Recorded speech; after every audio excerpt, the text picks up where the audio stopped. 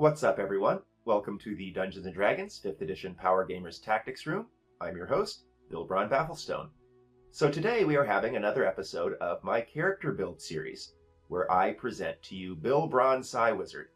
This is the third part of my little Psi Warrior segment of my larger 28-part fighter series, looking at all of the subdomains, except Banneret.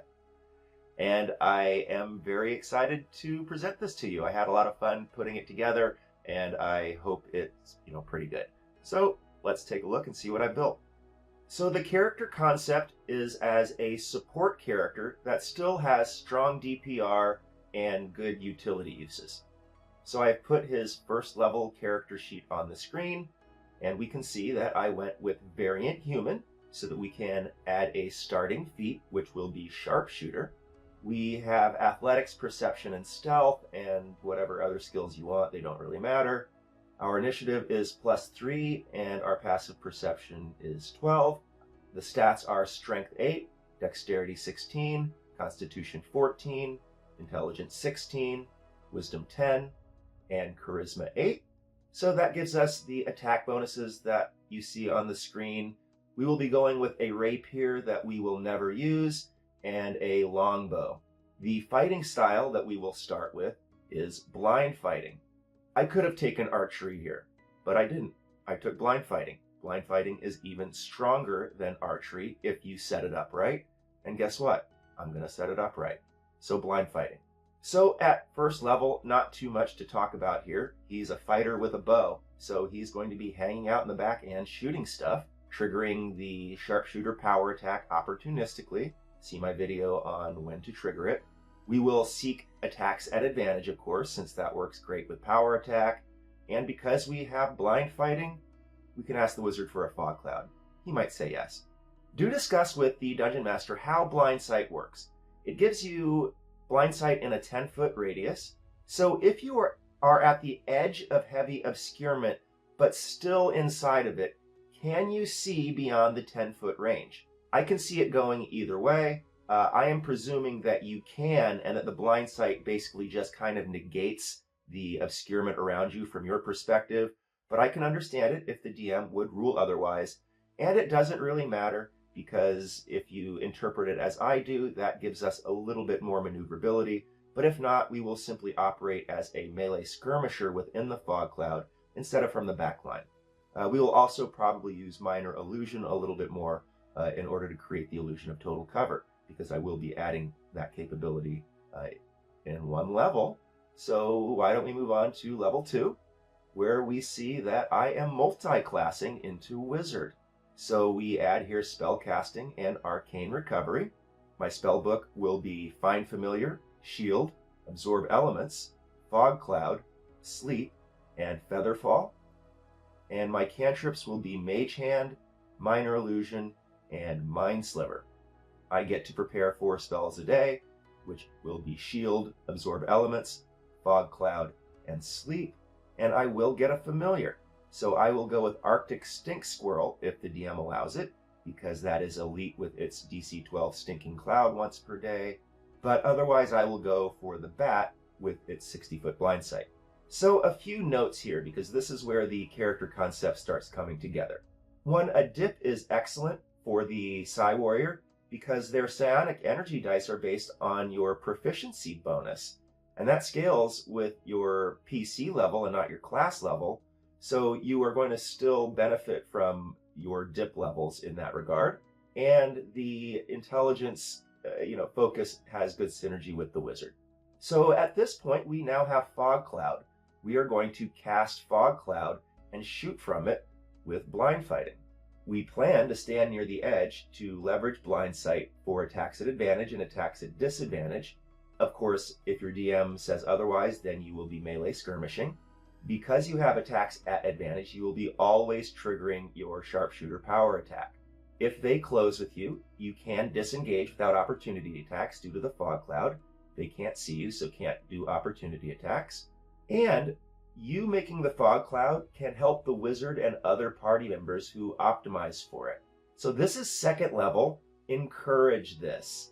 Others can pick up blind fighting. Others can pick up alert. Others can optimize themselves for obscurement, and they should, since you are going to be putting it out there for them to use. We will cast Sleep as our big gun. It's a pretty awesome spell at this level, and the wizard will probably have it too, but you're a wizard now as well, so there you go. We are adding Featherfall to the book in preparation for eventual synergy with Psi-powered Leap. Couldn't quite find room for it in my prep list right now. Mage Hand is nice for concept synergy. We are all about moving stuff at range. Minor Illusion is good for tricksiness and to create the illusion of total cover if Fog Cloud is not available. Please see my video on Major Image on how illusion can be used to create total cover. And we will take Mind Sliver so that we can set up party casters. This has synergy with our support concept. It also creates no visible effect, so you can use it from behind the quote-unquote total cover of your minor illusion without auto-revealing it, because nothing passes through the illusion to interact with it. And there is no need for Booming Blade, which is, I think, probably the first cantrip that comes to mind for a melee type or a fighter type, because we're never going to be in melee, and we can't switch it out later because you need 3rd level wizard to swap out cantrips. So no Booming Blade. Now we only have Find Familiar as a ritual, but we can cast rituals, so add as many 1st level rituals as possible via scrolls. They're common, so pretty cheap. And at level 2, our ability suite is already excellent. Our offense is strong with the sharpshooter power attack. We should be mowing people down. Our defense is strong because we now have spell reactions, shield, and absorb elements, and we can cast Fog Cloud, so we are attacked at disadvantage in many cases. We are also strengthened by our familiar, being able to use its action to apply potions of healing. And our utility is strong because we have a familiar who can scout for us and manipulate objects for us if we can't manipulate them with our mage hand. Now, our familiar is not needed for the help action due to our main strategy already generating attacks at advantage. So we don't need him in owl form, and I prefer the Arctic Stink Squirrel or the owl. And in combat, we are just going to keep him in the backpack. It's not fun to expose your familiar to danger because it's so easy to kill, unless you're scouting, of course. If you have the Arctic Stink Squirrel, use the Stinking Cloud opportunistically. Otherwise, leverage your bat's 60-foot blind sight because that has concept synergy with your obscurement. And try to acquire potions of healing or even other potions like potions of growth and such for your bat to apply opportunistically. Again, see my familiar video, which I have provided a link for. So now we move to level 3, where we will add a 2nd level of wizard and therefore add an arcane archetype. We are going with War Wizard here. This gives us Tactical Wit, which bumps our initiative up to +8, which is elite, and winning initiative is a big deal in this game. It's something that I think a lot of players tend to ignore. And Arcane Deflection, which gives us another elite reaction, which has unlimited uses per day, so can supplement shield and absorb elements quite nicely, and the bump to our saves and AC is just fantastic. And we add 2 new spells to our book. We are going with Long Strider and Expeditious Retreat, and we will actually memorize Expeditious Retreat and save Long Strider for later. So War Magic gives us the elite initiative and an elite reaction. It greatly enhances our defenses by plugging up that wisdom save hole. Now the reaction penalty, which is that you can't cast higher than a cantrip that turn, is negligible to us because we're not combat casters. We're mostly a melee type, so that's perfect. And it will greatly enhance our endurance in terms of effectiveness over multiple battles because we can reserve our spell slots for Fog Cloud now that Arcane Deflection is our go-to reaction. Expeditious Retreat gives us that elite maneuverability option to enhance our kiting abilities and defenses. And so we've added good maneuverability to an already strong suite of offense, defense, and utility. And we've added Long Strider for later to work with Psi-powered Leap. At 4th level, we are back to adding fighter levels. We get Action Surge, and we will now drop Sleep to add Featherfall. Sleep has gotten long in the tooth, and it isn't as effective at 4th level as it was at 2nd level. So we are now going to put in Featherfall to get yet another reaction and another defense. I could have gone Long Strider here, but I already have Expeditious Retreat, and I'm probably not going to want to spend 2 spells on maneuverability. I prefer the defensive option. And now that we have Action Surge, we can cast Fog Cloud and attack in the same turn, which is nice. Or we can use Action Surge to get really fast. We can get up to a 120-foot move if we use our move action, our dash action, our Action Surge dash, and the Expeditious Retreat bonus dash action. And we can get that up to 160 feet if you do choose to stack it with Longstrider. At 5th level, we are officially Psi Warriors as we take on our martial archetype. We also get a proficiency bump here, so bumps to our passive perception and our attack bonuses and the relevant saves. But more importantly, we get our psionic power and our psionic energy dice. We will be adding Protective Field, Psionic Strike, and Telekinetic Movement. So now our elite suite of reactions is complete. We have available Shield, Absorb Elements, Featherfall, Arcane Deflection, and Protective Field. I don't plan on using too many psionic energy dice on Psionic Strike due to the range issues and the fact that I just prefer Protective Field as a defensive-oriented player. And I am going to prioritize protecting the concentration of our party wizard or whoever happens to have the strongest concentration spell up. I consider that my role and how I am going to help the party by making sure that my wizard never loses concentration. I really, really like that about the concept of this character. I will also be using my telekinetic movement to manage the front line opportunistically, move people around without incurring opportunity attacks. And so now my strong ability suite adds protection and support to offense, defense, utility, and maneuverability. And we are only 5th level, so I'm pretty happy with how we are developing here. Moving on to 6th level, we get our first feat, and we add Crossbow Expert. And we are going to switch from the longbow to the hand crossbow, because even though it's only D6 versus a D8, we can now do 2 of them, because we have Crossbow Expert and can use our offhand attack. So at level 6, our tactical package is nearly complete. We are only lacking the 2 new psionic powers that you get in 3 levels, and every point thereafter is pretty much going to just be a matter of bumping what we can already do. So we are mostly in place already at 6th level, which I really like. That makes this character playable and fun at every level. So Crossbow Expert increases our DPR by adding a second tack to pump our Sharpshooter power attack through. We currently have no standard bonus actions, so we will be able to make a lot of offhand crossbow attacks. I considered adding Fighting Initiate Archery here, but +2 to a single attack at advantage is statistically worse than adding an additional attack at advantage given the Sharpshooter power attack. It was really tempting because Fighter Initiate Archery is really amazing, and it will definitely be my next feat. I did consider +2 Dex here, but our initiative is already elite. We are using medium armor, so we get no further AC benefit. The damage bump is only marginal, especially considering we don't have many attacks. And so I considered adding a consistent bonus action attack to be the superior add for this level. And I did consider a +2 intelligence, but not too long because this is just way too early. We're more about attacking and not about spellcasting. At level 7, we add extra attack. And so now we are crushing it with the damage because we have the Sharpshooter power attack and 3 attacks to use them with. That takes us into 8th level, where, as I said, I add Fighting Initiate Archery to give us that juicy +2 to my ranged attack bonus, and that's going to resonate with the Sharpshooter power attack and my attacks from advantage due to Obscurement and Blind Fighting. I did consider +2 Dex here as well, but I prefer the larger attack bonus of +2 to attack, as opposed to adding +1 to damage, +1 to attack, and +1 to initiative. That takes us to level 9, and this is a big level for us. We get a little proficiency bump, but more importantly, we add Psi-powered Leap and Telekinetic Thrust. So our tactical package is now complete. Everything else added going forward will just be bumps or passive, except for adding Bulwark of Force and Telekinetic Master, but those are many levels away.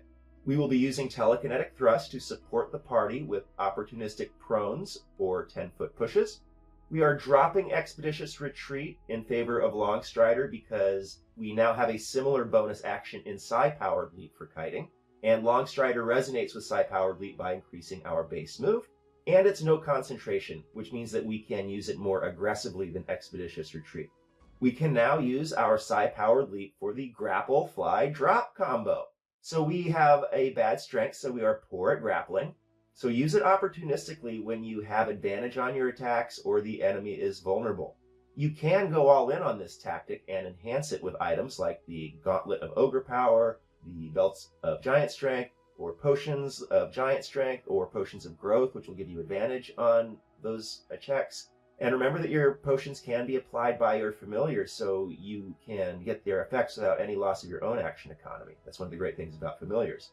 And you have Featherfall, so you can go to your maximum height when using this tactic. So with Psi-Powered Leap and your Action Surge Dash, you can get a 120-foot move speed, which means that you can drop them from 60 feet high, because you have to pay double move for grappling someone, but that's 66 damage.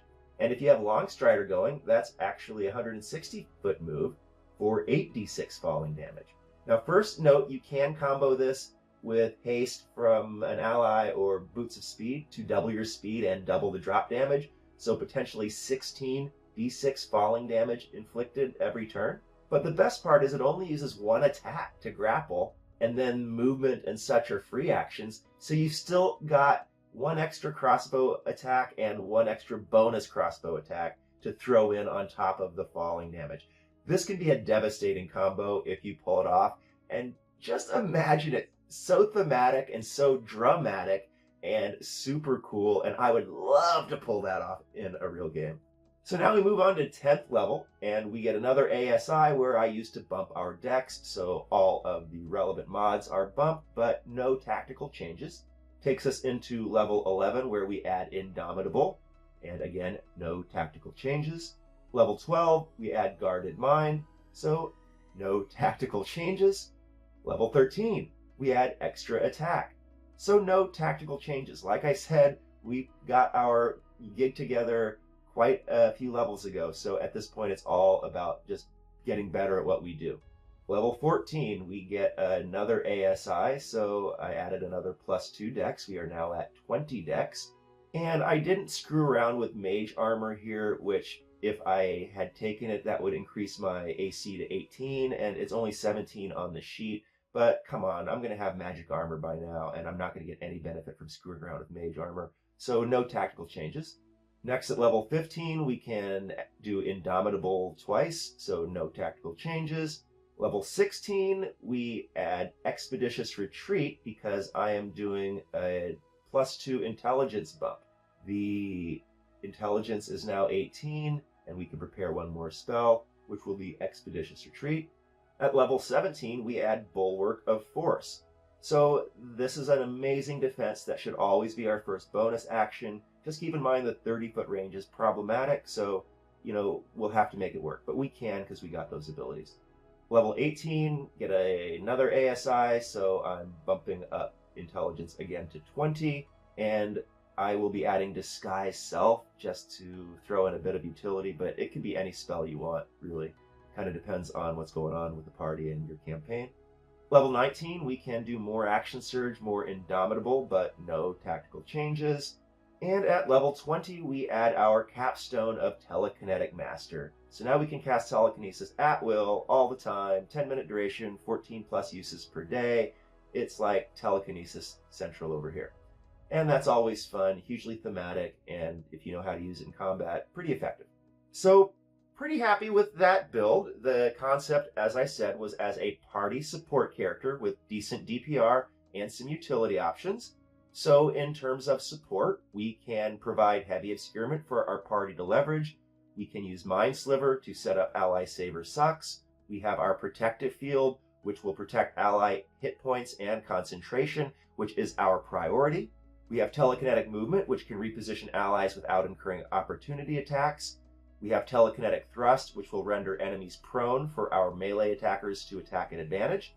We will also use telekinetic thrust to inflict 10-foot pushes to optimize our ally caster's area of effects. And once we get up that high, Bulwark of Force will provide mobile half cover for allies at 17th level, and at 20th level, Telekinesis will be inflicting the restrain condition and controlling the enemies. Our offense is pretty strong. We are an elite sniper from distance with sharpshooter. We have excellent initiative, so we'll act first much of the time.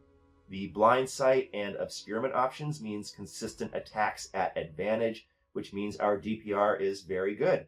With sharpshooter and crossbow expert plus consistent attacks at advantage, the damage is going to be fantastic, which we can sometimes bolster with psionic strike, and that gives us a really impressive Nova with action surge, sharpshooter, crossbow expert, and psionic strike. And we have that funky grapple fly drop combo as a big damage tactic in the right scenarios.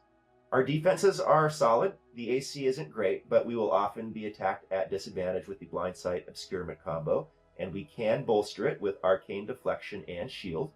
We have strong saves with arcane deflection and indomitable. We have absorb elements for energy damage. We have feather fall for drops, and which opens up the full use of psi-powered leap. We have our familiar available to administer potions of healing and other such things to buffer our hit points. We have guarded mind, which renders us immune to charmed and frightened, and resistance to psychic damage if that ever comes up. And Bulwark of Force is an elite defense. For our maneuverability, we can bump our base speed up to 40 with Long Strider. Has a 1 hour duration and no concentration, means that we can often cast it just prior to battle if we're not completely surprised.